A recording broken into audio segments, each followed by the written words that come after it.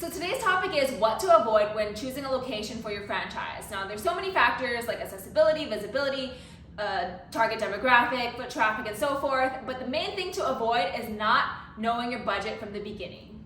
Yeah, that's so critical. The whole point of joining a franchise system is they have the systems in place for you and for you not to do it on your own to mitigate your risk. When you join a franchise system, it's an investment and it's to maximize the return on that investment. So it's so critical to understand your budget. And the FDD, the franchise disclosure document where you're signing your life away pretty much, it outlines that budget and it outlines what your lease improvements are, which is typically your construction costs, and everything else down to the uniform. Everything else is controllable and you really could understand that, but construction is always given to you in a variable. For example, from $50,000 to $250,000, and the franchisee typically will go into a location thinking it's one cost that it's going to be and they budgeted for them, they think they have enough financing, and then it's completely different because they miscalculated something. So it's absolutely critical to understand what your construction costs are within 5 to 10%.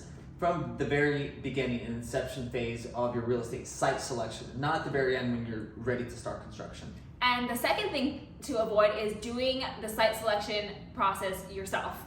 Yeah, absolutely. Even if you're an expert in it and you've done it before, it really take the bias out of it. And real estate can be emotional process of it because you executed a franchise in your hometown and you say, look, I understand the hometown, I understand the demographics, I'm just gonna drive people there, I'm gonna build it, they're gonna come.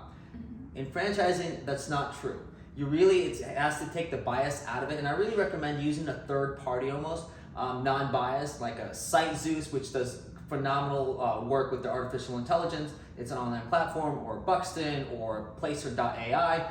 Sites like that because it's really clear, non-biased data, and you could really analyze that and really interpret it and say, look, it's not as good location as I thought, or it might be cannibalized by someone else, where there's too many locations in that area already for that specific concept, or understand what your foot traffic is. So really take the bias out of it. When it comes to commercial real estate, where it's retail or restaurant, you have to really take the bias out of it and really look at the data. Well, there you go. 2 things to avoid: not knowing the budget from the very beginning and understanding it completely, and 2, just doing the work yourself.